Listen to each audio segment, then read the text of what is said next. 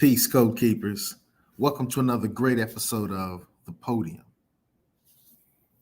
In today's Podium, I want to talk about Symone Sanders and I can't even think of her name right now, the Haitian sister who also worked on Kamala Harris's team, who are now both saying, hey, beginning of 2022, we're going to leave. We're not going to work with Vice President Harris's team anymore. And this is good. This is good. Now, it's not good that sisters are, bickering with each other, that sisters aren't getting along with each other. That part's not good. The goodness is we're able to learn from this situation. So let's take Symone Sanders for example. She did the most to get President Biden in place. She tackled somebody, you know what I mean? She did the most to really get President Biden where he is elected. And what did he do to benefit her? Pushed her to Sister Harris. Said, I'm going to get Jen Psaki. Jen Psaki.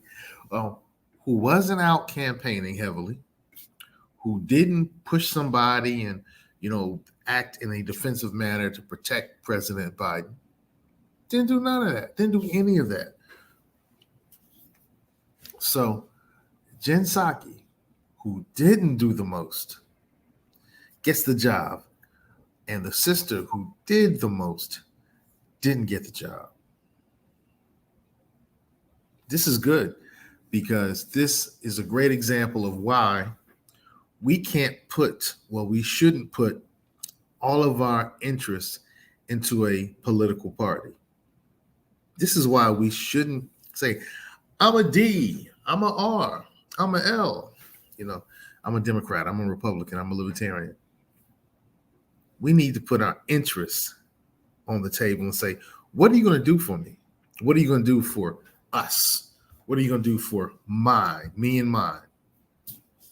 So instead of saying, I'm a Democrat and I'm going to, vote true blue no matter who, we can say, I normally vote as a Democrat. What are you going to do to get my vote and my influence? Because, politics, like everything else, is transactional. It's transactional. If you want this, got to do that. It's this for that. I mean, think about it. Sister Symone Sanders did the most. Got pushed aside. And now she's saying, well, things aren't really working out under Vice President Harris's team. So what's the empowerment message here? The empowerment message is, before we go all out, we have a contract that says, I'm about to go all out in a way that only I can, in the way that only we can. What are you going to do for that support? What are you going to confirm that you're going to do for this level of support? We can't think that once we get somebody in office, they're going to look out for us. That's not how empowerment works. Empowerment says, if you want me to help you get in office, you're going to have to do these things before you get my support, before you get our vote. Let's think about it. The Asian community had this Asian hate bill that recently, was put in place. They didn't run out and vote in heavy numbers. I mean, they voted a little heavier than normal, but they didn't run out and vote in heavy numbers. Not for the Democrats. But when they needed something, bam, it gets done.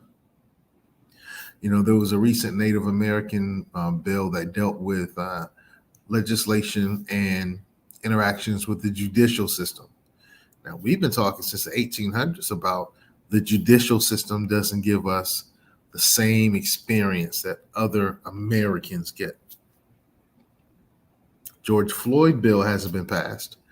Other bills haven't been passed. Asian hate crime passes. Native American policing bill, whatever, I can't even think what it's called, pass. So the empowerment lesson here is we need to have a contract before we support, before we give you what only we can give you. We need a contract. So all those folks who were getting on Ice Cube's case and saying, you're showing up too late, we got to get him in place first and then he can do something for us. Time and time again, you get the short end of the stick. So get on code, make a contract, make them work for your support, for your resources. That's the empowerment message here. That's my podium, and I'm sticking to it. I'm Mr. Empowerment, Seiko Varner.